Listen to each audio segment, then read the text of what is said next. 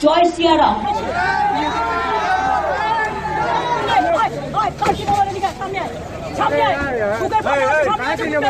Distort करके उनका slogan बनाया और आप लोग उसको लेके डांस करते हैं। हम वो डांस में नहीं ज्वाइन करेंगे। सॉरी। क्या राम का नाम लेने पर हमें गालियां मिलनी चाहिए? क्या रामनवमी के अवसर पर हिंदू श्रद्धालुओं को अपने ही भगवान की आराधना के लिए कोर्ट से परमिशन लेने की जरूरत है? रघुपति राघव राजा राम, पतित पावन सीताराम। एक तरफ जहां भारत के तमाम नागरिक राम के नाम से अपने दिन की शुरुआत करते हैं, वहीं दूसरी तरफ बंगाल की मुख्यमंत्री ममता बनर्जी राम का नाम लेने पर हिंदू श्रद्धालुओं को अपशब्द सुनाती है और उन्हें अपना ही त्योहार मनाने से बैन कर दिया जाता है। जी हाँ दोस्तों, हर साल जहां देश के तमाम शहरों में रामनवमी के अवसर पर शोभा यात्राएं निकाली जाती हैं, वहीं बंगाल की रामनवमी रैली अलग ही चर्चा में रहती है। चर्चा इस बात पर होती है कि इस बार हिंदुओं की रैली रोकने के लिए कौन से दंगे करवाए जाएंगे। इस साल की शुरुआत भी कुछ ऐसे ही हुई जब ममता बनर्जी की बंगाल सरकार ने हावड़ा में रामनवमी की रैली निकालने के लिए परमिशन देने से मना कर दिया, जिसके बाद राज्य की अंजलि पुत्र सेना और विश्व हिंदू परिषद ने कलकत्ता हाईकोर्ट का दरवाजा खटखटाया। उसके बाद हाईकोर्ट ने कल यानी शुक्रवार 4 अप्रैल को ये फैसला सुनाया कि हिंदू संगठन अंजनी पुत्र सेना को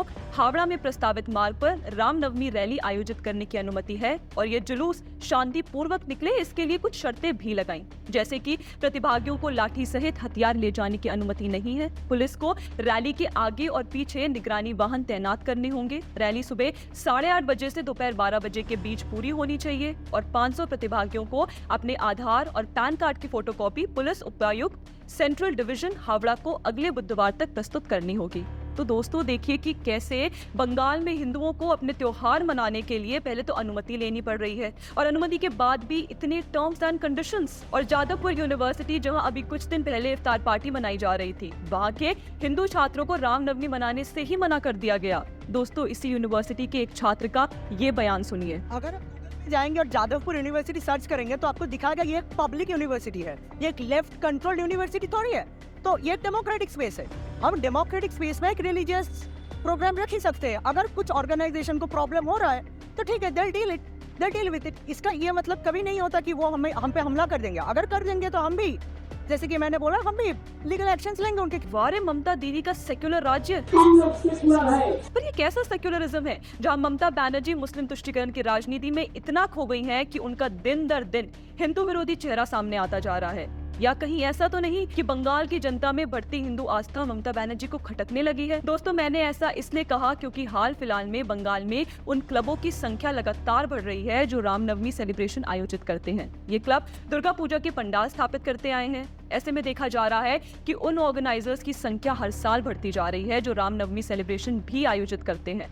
हिंदू त्योहारों का सेलिब्रेशन को लेकर आस्था का फैलाव होता नजर आ रहा है और इसके बीच ममता बनर्जी असहज महसूस कर रही हैं। ऐसे में शायद उन्हें ऐसा लगता है कि भविष्य में उन्हें राजनीतिक दिक्कतों का सामना करना पड़ सकता है, क्योंकि जैसा हमने पहले ही बताया था कि आचरण से ममता बनर्जी लगातार केवल मुस्लिम तुष्टीकरण ही करते दिखाई नहीं दे रही हैं, बल्कि अपने इस प्रयास में उनका हिंदू विरोधी चेहरा भी बार बार राज्य के नागरिकों के सामने आ रहा है। चलिए दोस्तों, इसी हिंदू विरोधी चेहरे को बेनकाब करते हुए आपको कुछ पुराने किस्से याद दिलाते हैं। 2 नवंबर 2024 को कोलकाता के नारकेलडांग में मां काली और देवी लक्ष्मी की मूर्ति विसर्जन के दौरान कुछ दंगियों ने जमकर पथराव किया, जिसके बाद जब हिंदुओं ने इसकी कंप्लेन की तो कोलकाता पुलिस ने उसे बाइक पार्किंग विवाद बताकर पूरा मामला ही नकार दिया।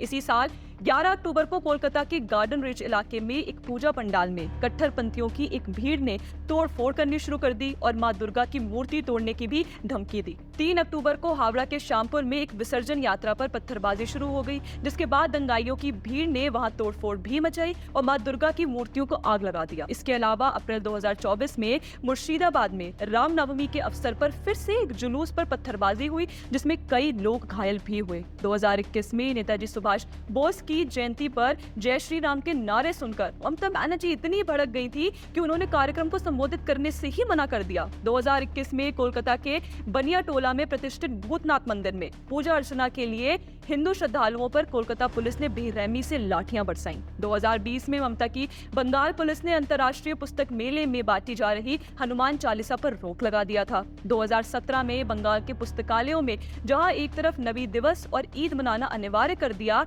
वहीं दूसरी ओर वहां के सरकारी स्कूलों में दशकों से चली आ रही सरस्वती पूजा ही बैन कर दी गई। और जिन छात्रों ने सरस्वती पूजा मनाने की मांग की उन पर लाठीचार्ज कर उन्हें सड़क पर ममता पुलिस द्वारा पीटा गया। इसके अलावा छात्रों के अभिभावकों को भी गिरफ्तार कर लिया गया। उसी साल 2017 में दुर्गा पूजा के बाद ममता सरकार ने मूर्ति विसर्जन पर रोक इसलिए लगा दी क्योंकि अगले दिन मुहर्रम था। दोस्तों, ममता सरकार ने अपने एक्शंस और वर्ड्स दोनों से हिंदुओं, उनकी आस्था, उनके भगवान और उनके त्योहार सबका मजाक उड़ाया है।